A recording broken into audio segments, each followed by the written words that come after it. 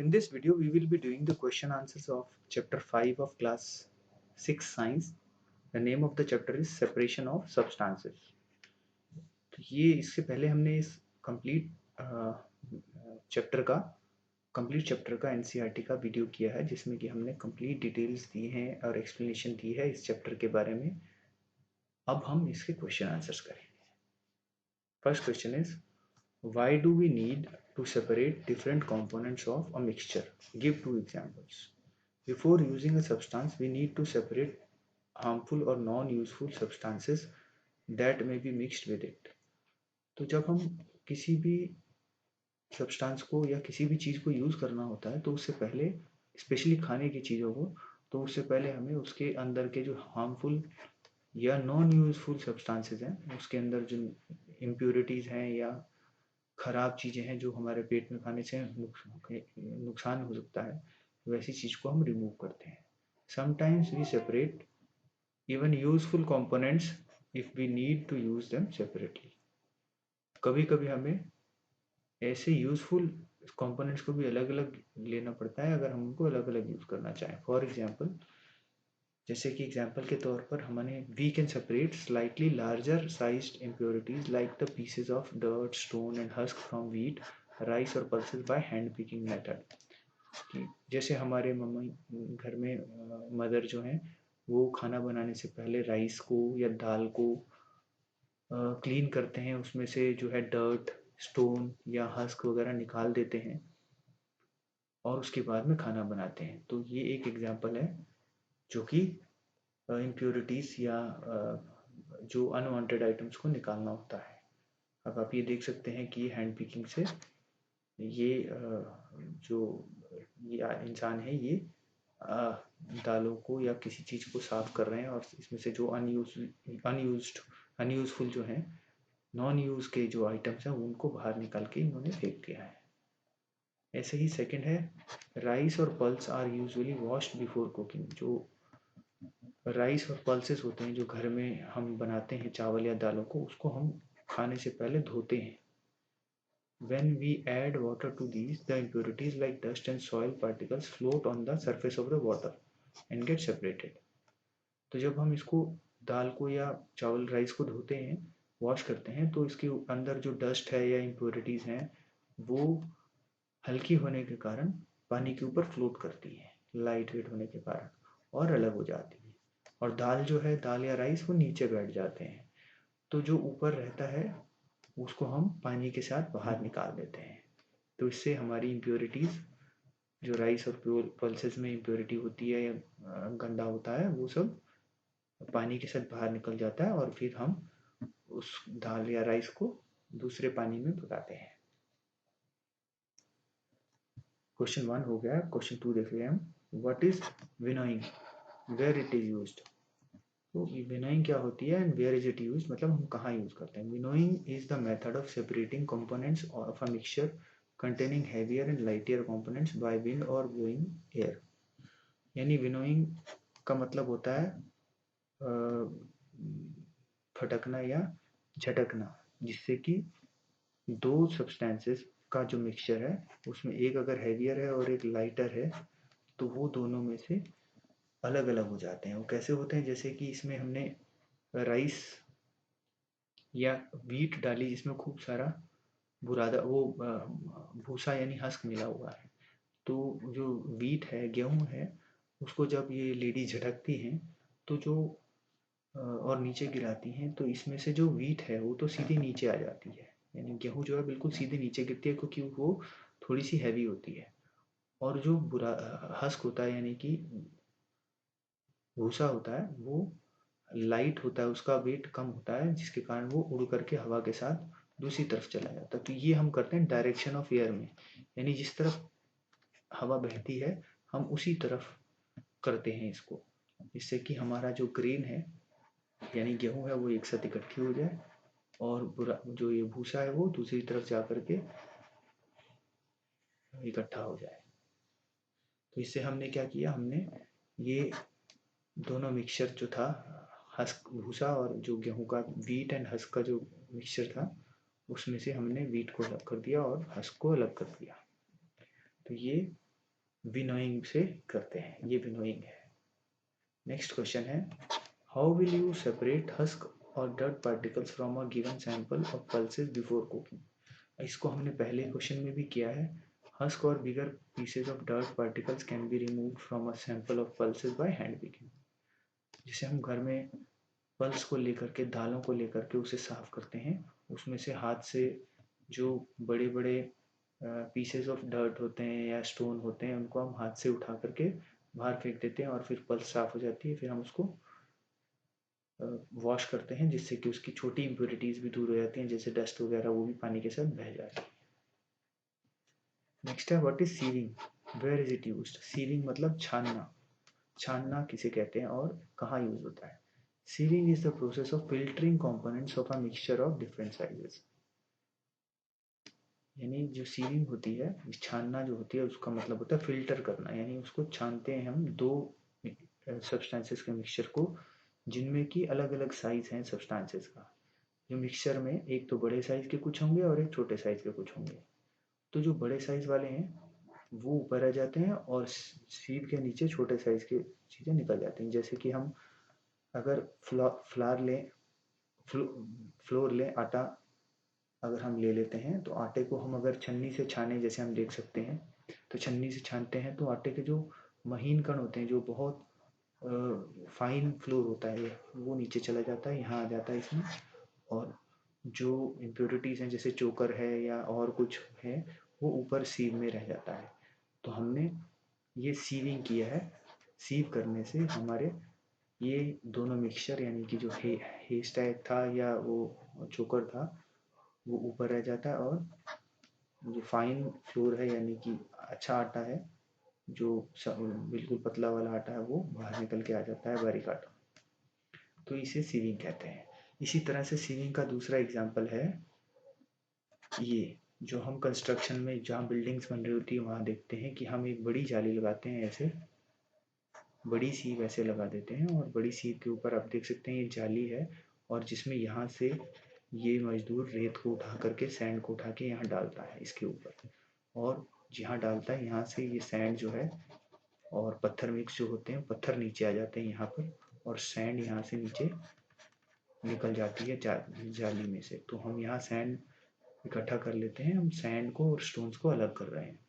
Pebbles and stones are remove from sand by sieving. यानी पत्थर जो है रिमूव हो जाते हैं इस सीविंग से, और सैंड जो है अलग हो जाती है, सैंड यहाँ आ जाती है। तो ये सीविंग का दूसरा एग्जाम्पल है।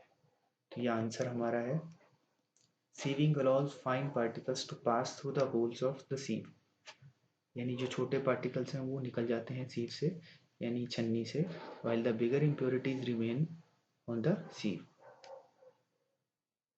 जो ये बिगर इम्प्योरिटीज होती हैं वो सीव में ही रह जाती हैं।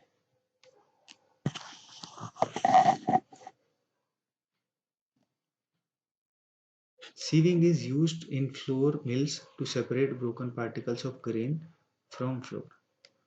तो सीविंग हम यूज करते हैं, फ्लोर मिल्स में भी यूज करते हैं, जहां हम जो ब्रोकन पार्टिकल्स होते हैं ग्रेन्स के, उसको फ्लोर से अलग कर देते हैं। यानी आटे से हम गेहूं के दाने अलग करते हैं। It is also used to at construction site to separate lumps, smaller stones from the mixture of sand and cement। तो ये हमने ऑलरेडी समझ लिया इसको, ये हमने ऑलरेडी देख लिया इस एग्जाम्पल में। नेक्स्ट है question 5, how will you separate sand and water from their mixture.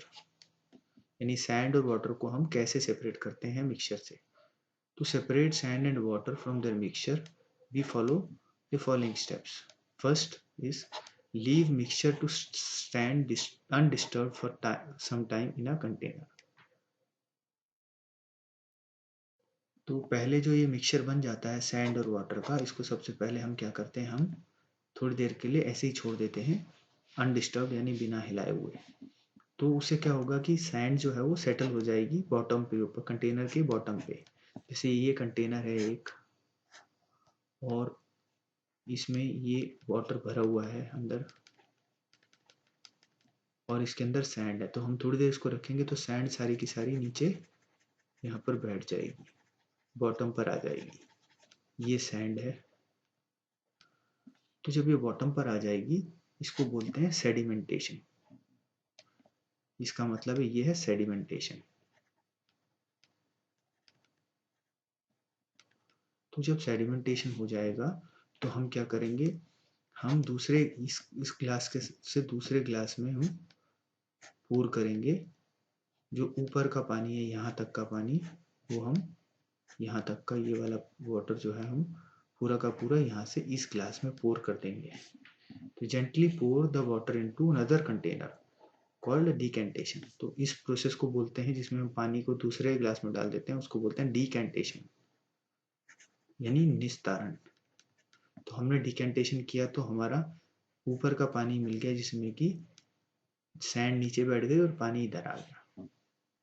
अब हम ज़्यादातर तो यहाँ से जो सैंड है वो निकल गई होगी, इसमें आ गई होगी जब तो इस वाले ग्लास में आ गई होगी तो, बट फिर भी सैंड के कुछ पार्ट्स वाटर के अंदर मिक्स होंगे। तो इसको निकालने के लिए हम फिल्टर पेपर यूज करते हैं। We may also use filter paper to remove fine particles of sand called filtration।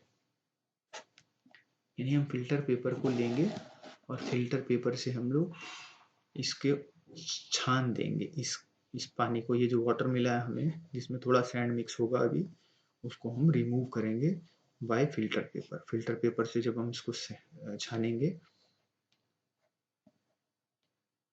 Glass में तो यहाँ फिल्टर पेपर लगा देंगे अंदर इसमें और यहाँ से ऊपर से इस ग्लास में पानी को डाल देंगे तो ये पानी नीचे आ जाएगा और जो सैंड है वो यहाँ फिल्टर पेपर में ऊपर ही रह जाएगी इधर।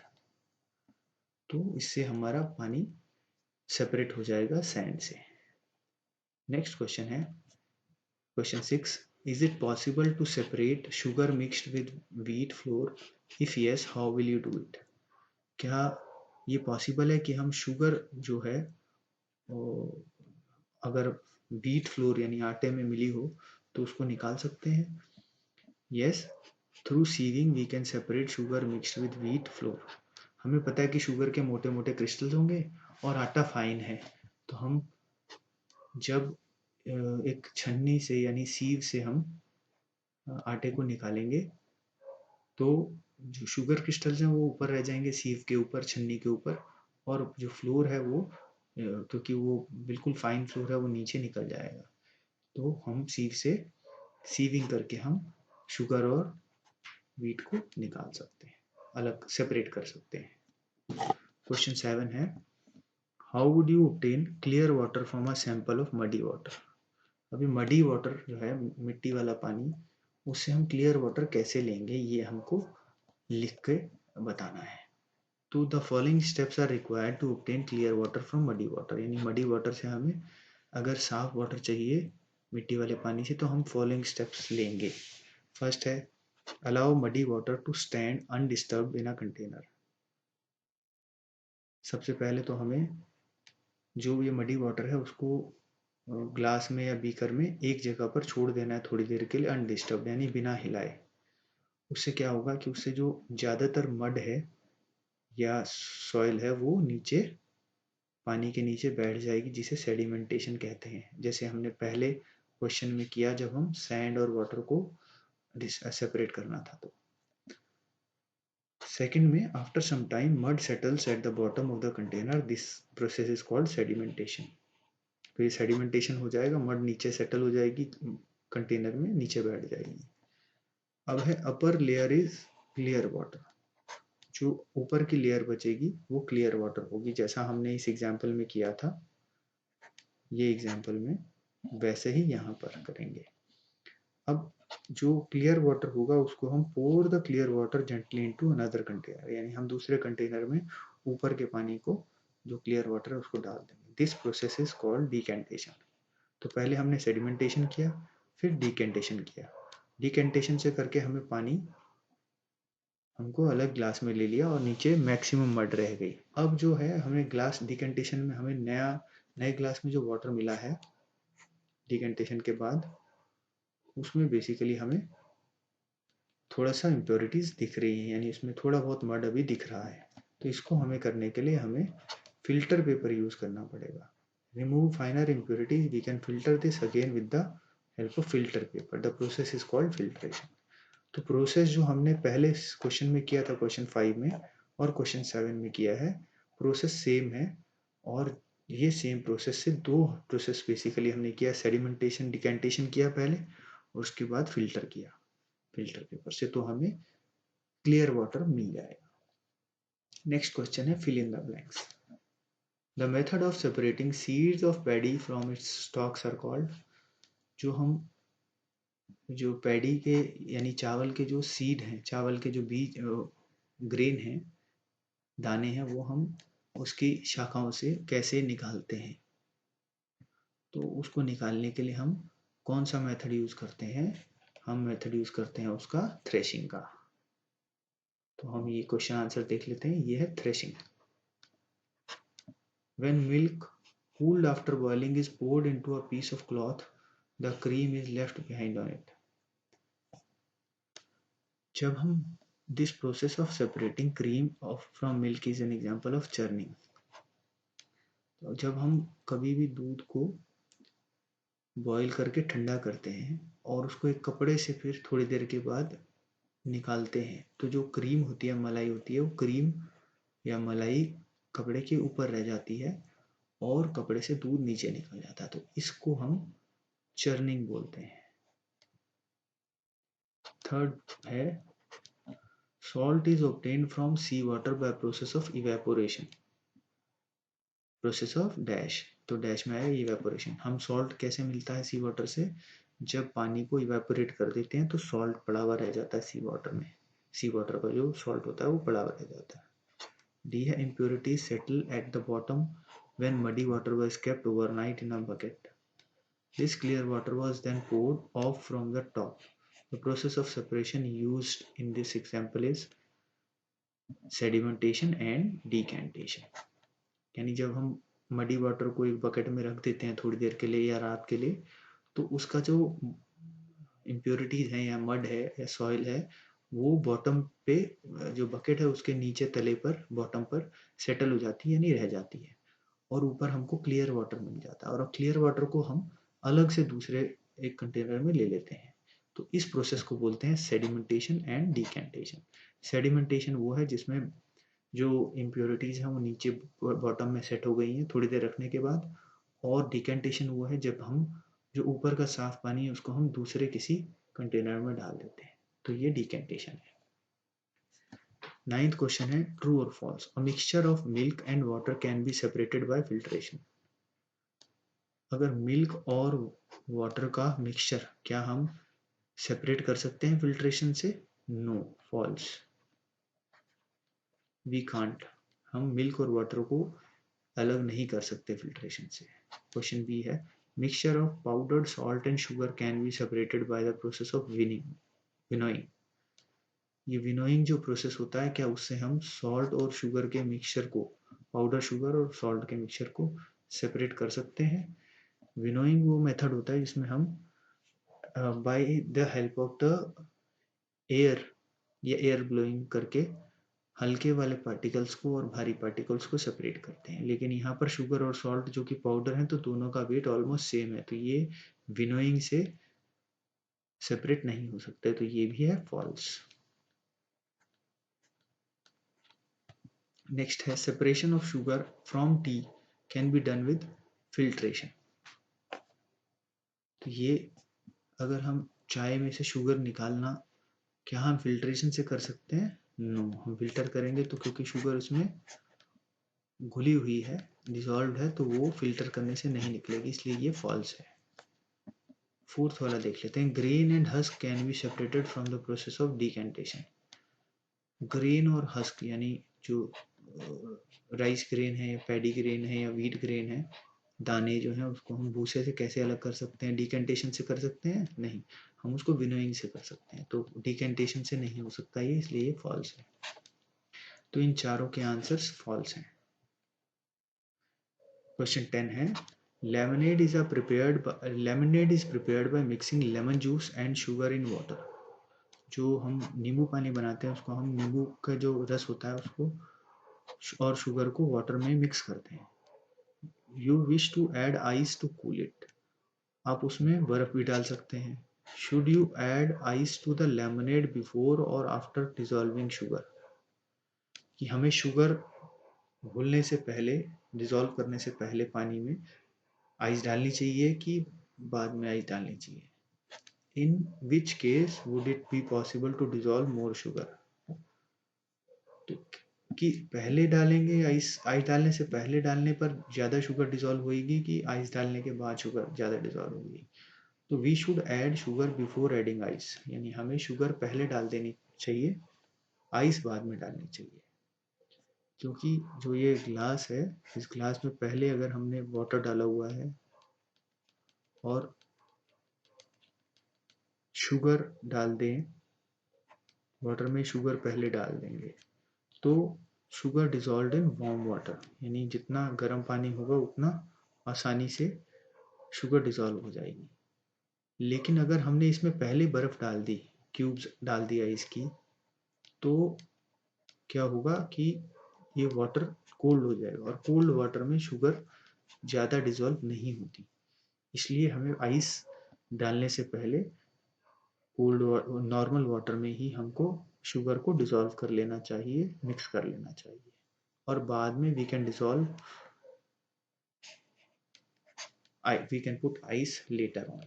तो ये हमारे एनसीईआरटी के सभी क्वेश्चंस हो गए हैं चैप्टर 5 के, जिसका नाम है सेपरेशन ऑफ सब्सटेंसेस। आप सब इन क्वेश्चंस को अच्छे से पढ़िए और इनको रिवाइज कीजिए और समझिए। लेकिन इससे पहले हमारा वो वाला वीडियो जरूर देखें जिसमें हमने चैप्टर 5 को ही, एनसीईआरटी के पूरे चैप्टर को कंप्लीट एक्सप्लेन किया हुआ है अच्छे से। वो 1 घंटे से भी ऊपर का वीडियो है, और वो वीडियो में सारी एक्टिविटीज़ और सब डिटेल में समझाया हुआ है। तो पहले आप वो वीडियो देखिए और उसके बाद में हमारा ये क्वेश्चन आंसर्स वाला वीडियो देखें और इन क्वेश्चंस को रिवाइज करें। All the best.